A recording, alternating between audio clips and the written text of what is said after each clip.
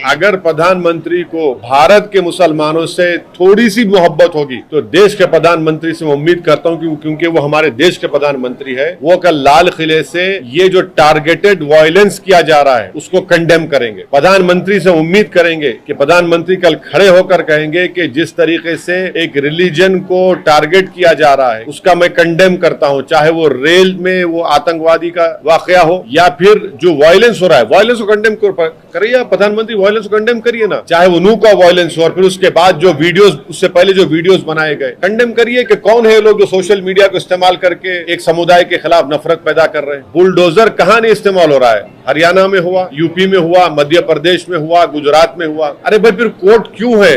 अमित शाह ये 3 कानून क्यों लेके आए? सीआरपीसी, आईपीसी, एविडेंस एक्ट हटाने के लिए आप क्यों ला रहे हो उसमें? आप जब आप खुद ही कानून बन चुके, आप खुद ही कोर्ट बन चुके, फायदा क्या है उसका?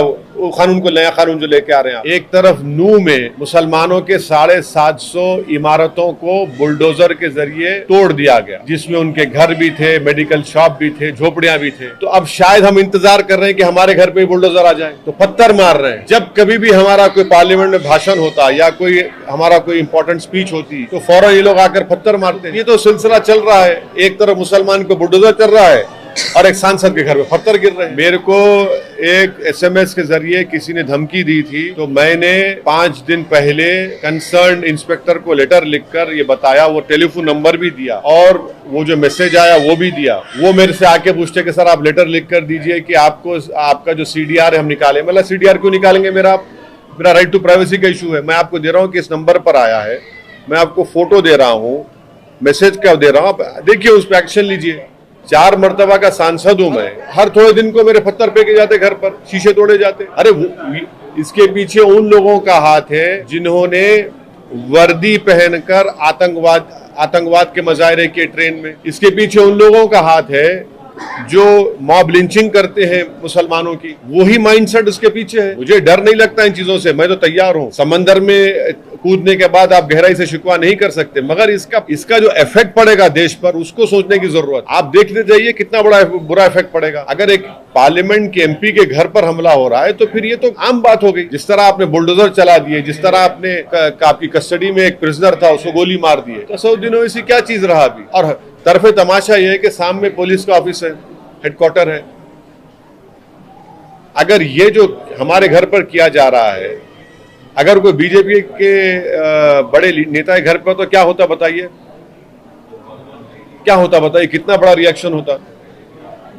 ये देश के लिए ठीक नहीं है, ये इसका नतीजा खराब निकलने वाला है और बीजेपी को इसका नोट लेना चाहिए। भारत के प्रधानमंत्री ना चीन पे बोलते, ना बुलडोजर पे बोलते।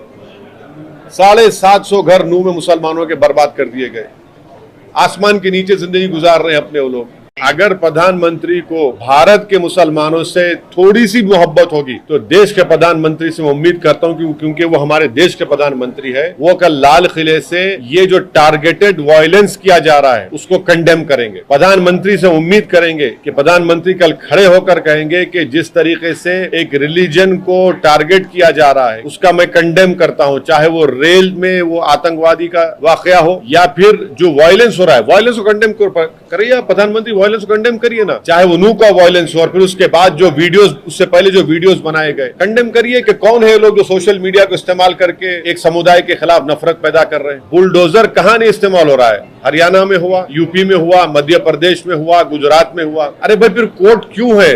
अमित शाह ये 3 कानून क्यों लेके आए? सीआरपीसी, आईपीसी, एविडेंस एक्ट हटाने के लिए आप क्यों ला रहे हो उसमें? आप जब आप खुद ही कानून बन चुके, आप खुद ही कोर्ट बन चुके, फायदा क्या है उसका?